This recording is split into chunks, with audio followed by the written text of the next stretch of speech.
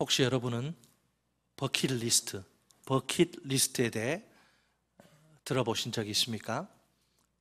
버킷리스트란 죽기 전에 꼭 하고 싶은 일과 보고 싶은 것들을 적은 목록입니다. 죽다란 뜻의 속어인 kick the bucket으로부터 만들어진 말입니다. 우리말로 표현하면 kick the bucket은 양동이를 걷어차다입니다. 원래 이 버킷은 중세시대에 교수형 집행할 때 사용한 도구입니다. 교수형 집행 장면을 보면 먼저 사형수가 올가미를 목에 겁니다. 그런 다음 뒤집어 놓은 양동이, 즉 버킷 위에 올라갑니다. 마지막엔 사형 집행자가 그 양동이를 발로 차버립니다. 그러면 얼마 안 가 사형수는 목숨이 끊어지게 되고 그렇게 형장의 이슬로 사라집니다. 그래서 양동이를 걷어차는 것이 죽다라는 뜻의 속어로 쓰입니다. 사실 이 버킷리스트란 말이 널리 사용된 계기가 있습니다. 그 계기는 2007년에 상영된 버킷리스트란 미국 영화입니다.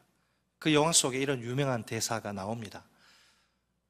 우리가 인생에서 가장 후회하는 것은 세상을 살면서 한 일들이 아니다.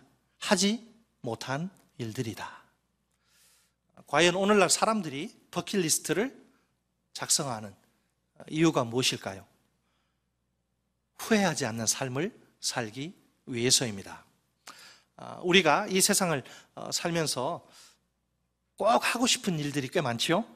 안타깝게도 여건이나 상황이 허락되지 않아서 할 수 없는 경우가 대부분입니다. 만약 그 중에서 하고 싶은 많은 일들 중에 오직 한 가지 일을 할 수 있는 자유가 주어진다면 어떨까요? 여건이나 상황과는 아무 상관없이 주어지는 무한 절대 자유가 말입니다.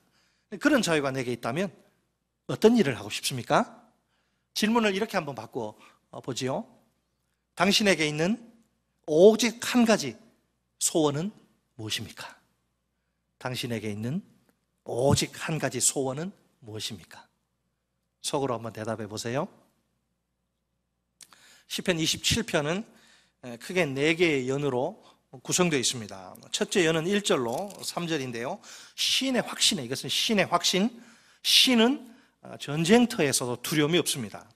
둘째 연은 4절로 6절인데 시인의 기원, 확신에 이어서 기원이 나오는데 시인은 성전에서 감사제를 드리기 원합니다. 셋째 연은 7절로 10절인데 부모의 유기, 부모가 자식을 버리는 거, 그리고 하나님의 보살핌입니다. 시인의 부모는 신을 버려요. 하지만 여호와는 시인을 영접하십니다. 넷째 연은 11절로 14절인데 확신과 담대함입니다. 시인이 볼 때 하나님은 선하신 분입니다. 이제 첫째 연 1절로 3절을 보세요. 시인의 원수가 모두 4종류로 등장을 하는데, 자, 첫째 원수는 누구죠? 나의 대적들입니다. 둘째로는 누굽니까? 나의 원수들입니다. 셋째로는 군대입니다. 넷째로는 전쟁입니다. 이들은 단지 개인적인 원수가 아닙니다. 사회적인 원수요, 국가적인 원수입니다. 그러니까 많은 원수들이 떼거지로 신에게 몰려와서 신을 대적하는 절박한 위기의 상황입니다. 둘째 연 4절로 6절은 주님의 이름으로 시작하고 마칩니다. 주님의 임재가 있는 그 성전에 대한 언급이 여러 가지 명칭으로 나타납니다. 자, 4절에서 시인은 무엇으로 시작하죠? 여호와의 집과 그의 성전으로 시작합니다. 5절에서는 그의 초막과 그의 장막을 말합니다. 6절에서는 그의 장막으로 마칩니다. 시인은 주님의 임재가 있는 곳을 간절히 사모합니다. 그곳에서 참된 안전과 평화를 누리기를 사모합니다. 셋째 연 7절로 10절도 주님의 이름으로 시작하고 마칩니다. 여기서 시인의 현실이 구체적으로 드러납니다. 그는 자신의 상황을 2가지로 묘사합니다. 9절에서는 하나님의 유기 가능성, 10절에서는 부모의 유기입니다. 자, 이런 상황에서 신은 어떻게 반응합니까? 이런 절박한 위기 상황에서 신이 어떻게 반응하는가? 8절 하반절에 말씀 보니까 여호와여 내가 주의 얼굴을 찾으리이다 하였나이다. 신은 위기에서 지금 벗어나려고 애쓰는 중인데 어떻게 위기에서 탈출하기를 원합니까? 주님의 얼굴을 찾음으로 말입니다. 자, 7절에는 세 개의 긍정적 명령형 동사가 나옵니다. 들어주십시오. 긍휼히 여겨주십시오. 응답해 주십시오. 9절에는 네 개의 부정적 명령형 동사가 등장합니다. 주의 얼굴을 숨기지 마십시오. 노하지 마십시오. 버리지 마십시오. 떠나지 마십시오. 여기서 우리는 신의 애타는 심정을 읽을 수 있습니다. 상황이 그만큼 절박하다는 증거이죠. 마지막 연 11절로 14절에서 신은 자신의 원수와 대적의 정체를 폭로합니다. 그들이 누구냐? 위증자요, 악을 토하는 자입니다. 자, 오늘 본문은 크게 두 파트로 나눠서 우리 생각해 봅니다. 따라서 하십니다. 첫째, 확신. 전쟁터에서도 두려움이 없습니다. 확신 1절로 3절인데 전쟁터에서도 두려움이 없습니다. 우리식으로 표현하면 코로나19 바이러스가 창궐해도 두려움이 없습니다. 이런 확신이에요. 신은 지금 평안한 가운데 지금 살고 있지 않습니다. 그죠? 2절로 3절 보니까 원수들의 공격이 있어요. 그러나 신은 그런 위기 가운데서도 두려워하지 않습니다. 그 대신 사중적으로 자신의 믿음을 강하게 선포합니다. 1절 상반절입니다. 내가 누구를 두려워하리요. 1절 하반절입니다. 내가 누구를 무서워하리요. 3절 상반절입니다. 내 마음이 두렵지 아니하며. 3절 하반절입니다. 나는 여전히 태연하리로다. 분명 누가 보더라도 두려움에 사로잡힐 만한 상황입니다. 그런데도 시인에게는 두려움이 없습니다. 도대체 그 이유가 무엇입니까? 주님이 자신을 든든하게 지키실 것을 굳게 믿기 때문입니다. 시인은 자신의 체험 위에 지금 견고히 서 있어요. 그런 그 체험을 요약하고 자신의 믿음을 선포합니다. 그러니까 시인의 입장에서 지금 당당하게 고백할 수 있는 것이 무엇입니까? 아무리 적군이 많아도 하나님이 내 편이란 사실입니다. 그러니 하나님이 내 편이시니 누구를 두려워하겠습니까? 요지부동의 신앙이요 백절불굴의 믿음입니다. 그러므로 시인은 온갖 위험과 고난이 몰려와도 끄떡없습니다. 그 어떤 두려움도 그를 무너뜨릴 수 없습니다. 1절에서 시인은 주님을 세 가지 은유로 묘사합니다. 그것은 어떤 은유죠? 빛과 구원과 생명의 능력입니다. 무엇보다 그는 삼중적으로 나의라는 소유격을 거기다 다 붙이는데, 그러니까 나하고 아무 상관없는 것들이 아니라 주님이 누구냐? 나의 빛과 나의 구원과 내 생명의 능력입니다. 여기서 빛은 1차적으로 구원을 상징해요. 구원, 여러분 어두움을 몰아내는 것이 빛의 본질적인 특성이 아닙니까? 이렇게 어두움을 추방하는 빛처럼 주님이 나의 원수를 물리쳐 주실 것입니다. 따라서 시는 주님은 나의 구원이라 이렇게 이어서 말합니다. 여러분 빛과 구원 어때요? 아름다운 한 쌍의 단어죠. 시는 빛은 추상적이에요. 이 추상적인 빛을 통해서 구원의 느낌을 구체적으로 제시합니다. 주님은 어둠을 물리치실 것입니다. 승리를 주실 것입니다. 그래서 시는 어떤 무서운 세력에 몰려와도 승리할 것입니다. 비록 사망의 음침한 골짜기를 걷는다 할지라도 빛이 있다면 괜찮을 것입니다. 두려워하지 않을 것입니다. 주님은 흑암 가운데 있는 시인의 길을 훤히 밝혀주실 것입니다. 빛은 구원을 상징할 뿐만 아니라 또한 빛은 생명을 상징합니다. 다시 말해서 빛은 생명과 활력의 원천입니다. 시인이 볼 때 주님은 내 생명의 능력입니다. 기본적으로 이 표현은 활력보다는 안전과 보호를 가리킵니다. 능력이란 용어, 이것은 피난처 혹은 요새에서 나온 말입니다. 적군과 대치한 그 긴박한 군사적 상황에서 안전하게 지켜주는 곳이란 말이에요. 따라서 시인은 내가 누구를 무서워하리요? 이렇게 묻습니다. 사실은 이것은 수사 의문문으로서 강조적인 표현이죠. 절대로 무서워하지 않는다는 말입니다. 이렇게 시인은 주님께 대한 담대한 믿음을 강력하게 표현합니다. 바울의 그 확신에 찬 음성과 여러분 비슷하지 않습니까? 로마서 8장 31절 하반절 말씀입니다. 만일 하나님이 우리를 위하시면 누가 우리를 대적하리요? 대적할 수 있다는 말이에요? 없다는 말이에요? 없다는 거죠. 자, 시인은 주님께 대한 확신을 이렇게 선언합니다. 그런 후에 이제 2절에서 원수에 대해서 말합니다. 그런 원수들을 뭐라고 이야기합니까? 나의 대적들, 나의 원수들인 그들이라고 소개합니다. 그리고 과거의 승리를 노래합니다. 3절에서는 미래에 대한 확신을 이야기합니다. 2절에 또 중요한 표현이 하나 나오는데요. 내 살을 먹으려고 아주 섬뜩한 그런 말인데 은유죠. 물론 은유적 표현입니다. 마치 지금 자신의 상황을 이야기하는데 원수들이 야수처럼 시인의 살을 뜯고 씹어 먹으려는 것 같아요. 뭐냐면 말로 중상모략하는 것을 가리킵니다. 시인편에서 보면 지금 살을 뜯어 먹히는 그런 고통과 아픔이 있고요. 원수편에서 보면 원수는 자신의 먹인 시인을 철저하게 파멸시키려고 합니다. 자, 그런데 그 결과는 그들은 어떻게 해요? 실족하여 넘어졌도다. 자, 내 살을 먹으려고 달려들었는데 그들은 실족하여 넘어졌다. 마치 이 싸움이 끝난 것처럼 들리죠. 표현 자체가. 사실을 말하자면 아직 싸움이 끝나지 않은 그런 상황입니다. 그러니까 넘어졌도다가 아니라 넘어질 것이다. 이래 말해야 정확하죠. 하지만 시인은 마치 이제 모든 상황이 다 종료된 것처럼 그렇게 말합니다. 완료형을 통해서 확신을 이야기하는 거죠. 현재 시인이 바라보는 것은 무엇입니까? 하나님의 개입이죠. 하나님의 개입은 자동적으로 원수의 패배를 가져오니까 하나님의 개입. 하나님이 틀림없이 개입하실 것입니다. 그래서 원수들이 넘어질 것입니다. 물론 악인들이 실제로 넘어지는 모습을 말하는 것은 아닙니다. 패배할 것을 이야기하는 거죠. 그들의 악한 계획이 성취되지 못할 것을 가리킵니다. 그들은 결국 완전히 실패하고야 말 것입니다. 3절에서 시인은 자신의 원수와 대적을 또 뭘로 비유하냐면 군대로 비유합니다. 그만큼 시인에게 많은 원수가 있어요. 그러나 아무리 원수가 많아도 괜찮습니다. 두려움이 없어요.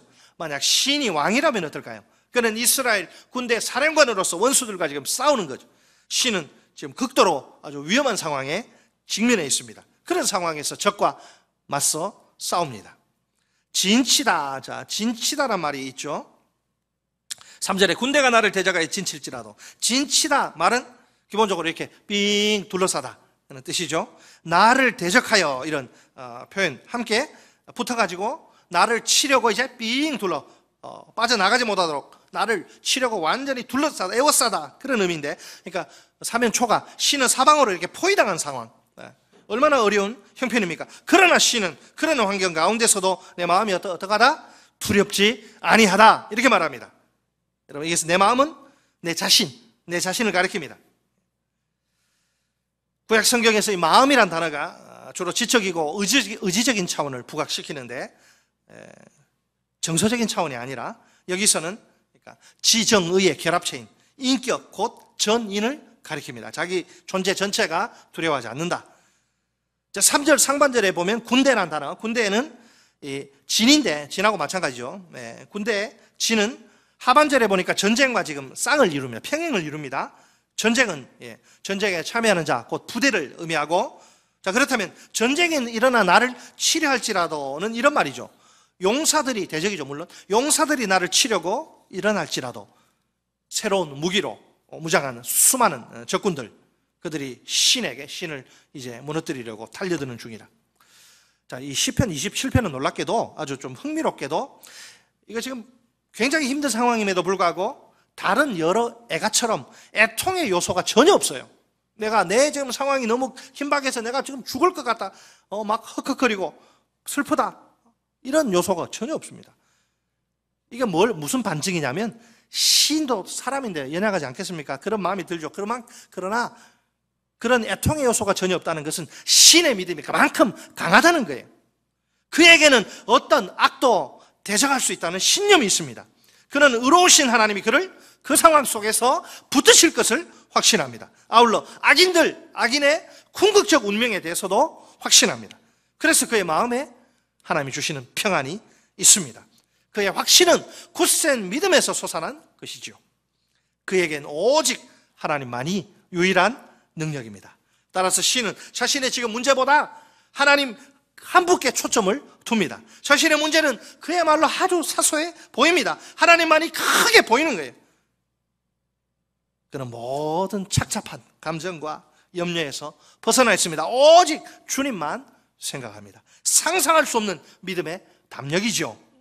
여러분, 오늘 우리에게도 이런 믿음의 절실이 필요합니다. 우리를 둘러싼 상황 얼마나 열악한지 모릅니다. 우리의 팔목을 잡는 문제들, 특별히 코로나19 바이러스 사태로 말미암아 우리의 발목을 잡는 문제가 아주 수두룩하죠. 자녀 문제, 가정 문제, 직장 문제, 개인적으로 볼 때도 자녀 문제, 가정 문제, 경제 문제, 사업 문제, 국가적으로는 또 더 말할 필요도 없어요. 우리가 이런 위기의 상황에 놓인 수많은 개개인들, 마음이 힘들고 괴로울 때가 한두 번이 아니죠. 자, 더욱 견디기 어려운 게 뭐냐? 상황이 나아질 조짐이 좀처럼 보이지 않는다. 희망의 끈을 붙들기 힘들다는 거예요. 어디 가서 내가 너무너무 힘든 거예요. 그래서 이런 사정을 막 하소연하고 싶은데 하소연할 수 없어요. 나는 당신보다 더 힘들다. 뭐 이렇게 사정을 하소연하고 싶은데 그렇게 할 수 없어요. 왜? 그래봤자 좋은 소리 못 듣거든. 야, 너만 그렇게 힘든 거 아니니까 다 똑같으니까 제발 입 다물고 있어. 얼마나 답답합니까? 여러분, 그러나 오늘 신이 고백하는 하나님, 선포하는 하나님은 어떤 분이에요? 하나님은 여러분 우리의 모든 상황 초월하셔서 계시는 분이죠. 그 하나님은 어떤 분이냐? 나의 빛이시오, 나의 구원이시오, 내 생명의 능력이십니다. 이 하나님이 지금 이 순간도 우리를 변함없이 굳게 붙들고 계십니다. 그런데 누가 감히 하나님의 손 안에서 우리를 빼앗아갈 수 있을까요? 그러니 나는 두려워할 이유가 없습니다. 언제나 오히려 평안을 노래할 수 있습니다. 자, 둘째 파트 따라서 하십니다. 둘째, 기원. 성전에서 감사제를 드리고 싶습니다. 첫째는 확신, 시인의 확신. 나는 뭐가 없다? 두려움이 없다 그랬죠? 두 번째는 기원, 기도하는 거예요. 내가 성전에서 감사제를 드리고 싶습니다. 4절로 6절, 성전에서 감사제를 드리고 싶습니다. 감사할 이유나 조건 없어요. 지금 다 죽게 생겼는데 무슨 감사. 그러나 나는 성전에서, 예배당에서 감사의 제사를 올리고 싶습니다. 자, 둘째 연 4절로 이제 오면, 기원 특별히 4절로 6절, 둘째 연으로 오면, 4절에 딱 오면 근데 분위기가 갑자기 싹 바뀌어요. 자, 첫째 연에서 시인은 믿음의 담력을 이렇게 드러냈죠. 자, 이제 그는 하나님을 향한 자신의 마음을 열어서 속마음을 보여줍니다. 그의 마음이 지금 보니까 주님을 향해서 막 뜨겁게 타오르고 있어요. 이 뜨거운 마음이 우리의 가슴까지도 훈훈하게 데워줍니다. 여기서 시인은 자신의 유일한 갈망을 말합니다. 나에게 오직 한 가지 소원이 있다고 고백합니다. 4절 상반절에 한 가지 일, 이것은요 히브리 강조용법이에요. 오직 한 가지만, 이런 뜻입니다. 그가 뭘 지금 기도하고 있습니까? 그는 평생에 누구의 집에 살기를? 여호와의 집에 살길 구합니다. 내 평생에 내가 사는 동안, 그 말이죠. 그러나 문자 그대로 해석하면 곤란합니다. 성전에서 영원히 살고 싶다, 뭐 그런 말이 아닙니다. 한평생 내가 주님과 동행하며 주님 앞에서 내가 살기를 원합니다. 그런 표현. 달리 말하자면 내가 계속해서 주님을 예배하도록, 내가 주님을 예배하는 인생이 되고 싶습니다. 그는 주님을 예배하는 복을 누리길 원합니다. 물론 시인은 제사장이 아닙니다. 그러나 주님께 가까이 나아가려고 합니다. 주님이 가까이 계심을, 그 임재를 느끼고 그 임재를 체험하며 살고 싶어 합니다. 그의 인생의 목적이 바로 여기에 있습니다. 자, 그는 여호와의 아름다움을 바라보길 구합니다. 여호와의 아름다움. 여러분, 여호와의 아름다움이 무엇입니까? 기본적으로 하나님의 은총과 사랑, 하나님의 은총과 사랑을 의미합니다. 시는 여러 가지를 통해서 주님의 아름다움을 봅니다. 먼저 성전에는 주님의 아름다움과 영광이 있습니다. 이 아름다움과 영광이 수많은 상징으로 나타나는데 시인은 성전의 영광을 봅니다. 주님의 아름다움을 사모합니다. 예배 가운데 임재하시는 주님입니다. 시인은 그 아름다운 주님의 모습을 봅니다. 예배 속에서 주님의 임재를 구합니다. 여러분, 예배의 클라이막스, 예배의 절정이 무엇입니까? 살아계신 주님을 인격적으로 만나는 것입니다. 아름다운 주님의 실체를 온 몸으로 체험하는 거예요. 무엇보다 주님의 아름다움은 주님과의 친밀한 교제를 뜻합니다. 아울러 주님의 사랑이 우리의 가슴에 가득가득 부어지는 것을 의미합니다. 여러분, 시인이 이렇게 기도하는 이유가 무엇입니까? 지금 대적들을, 하나님의 방법으로 좀 대적들을 제거해 주시고 승리를 좀 주시는 게 가장 급해 보이는데, 그걸 기도하지 않고 시인이 왜 주님의 아름다움을 구하고 주님의 집에서 살기를 구할까요? 그 이유가 무엇입니까? 이렇게 기도하는 이유가 무엇입니까? 시인 속에 살아서 꿈틀대는 주님을 향한 사랑 때문입니다. 주님을 너무나 사랑하기 때문에 이렇게 기도하는 거예요. 시도 때도 없이 터져나오는 그 사랑 말입니다. 도저히 억누를 수가 없을 정도의 사랑. 그러니까 주님이 시인의 삶 속에서 최고의 자리를 차지하고 계신 것이 분명합니다. 마치 시편 73편 25절의 고백을 마주하는 것 같습니다. 하늘에서는 주 외에 누가 내게 있으리요? 땅에서는 주밖에 내가 사모할 이 없나이다. 따라서 할까요? 하늘에서는 주 외에 누가 내게 있으리요? 땅에서는 주밖에 내가 사모할 리 없나이다. 아멘. 언젠가 제가 책에서 읽은 어느 선교사님의 간증을 하나 소개하겠습니다. 선교사님은 오래전에 이제 외국에서 사역하신 분인데 나이가 지긋하신 분이에요. 그 선교사님이 이제 딸이 미국으로 출가를 했는데 이제 남은 여생은 그 딸과 함께 보내기를 원하세요. 그래서 이제 귀국하시기 위해서 캘리포니아 해안에 이제 그쪽으로 가십니다. 거기서 이제 곧바로 버스를 타시고, 그래서 그 버스는 딸이 있는 집을 향해서 이제 가는데 워낙 멀다 보니까 이렇게 하루 만에 갈 수가 없어요. 그래서 이제 그 첫날 밤 버스가 라스베가스에 이제 정차를 합니다. 그분께 라스베가스는 초행길에 한 번도 온 적이 없는 그런 곳인데, 일단 호텔에 들어가서 체크인을 이제 하고, 그러면 이제 거리에 나가서 이제 산책을 이렇게 쭉 하는데, 좀 아주 늦은 밤이에요.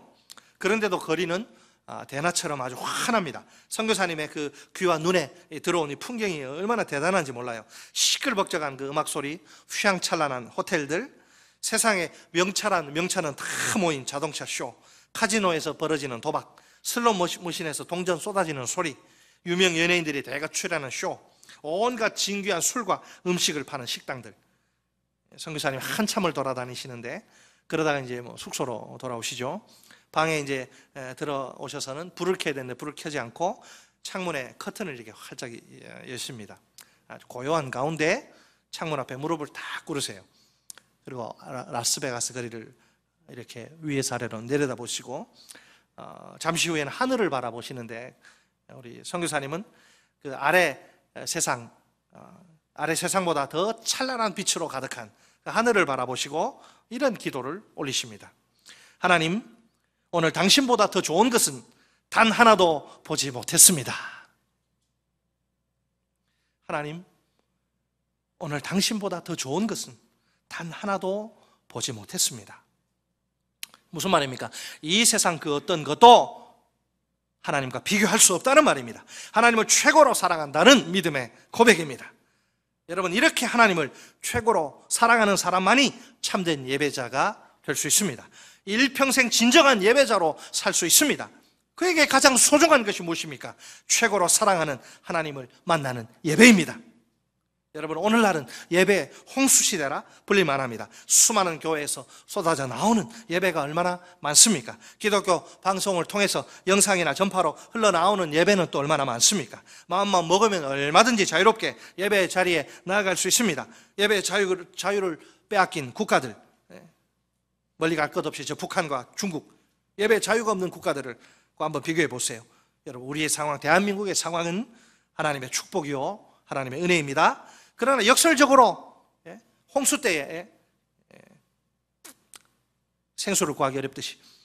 그러나 역설적으로 예배가 아주 흔해져 버려서 그 소중함을 잃어버린 시대입니다. 참으로 불행한, 영적으로 볼 때 불행한 시대가 아닐 수 없습니다. 안타깝게도 교회 안에 주님의 임재를 갈망하지 않는 사람들이 많습니다. 그들은 굳이 주님을 만나지 않더라도 별 문제가 없어요. 사는데 아무런 어려움을 느끼지 않습니다. 그렇다면 그들에게 예배라는 어떤 의미가 있습니까?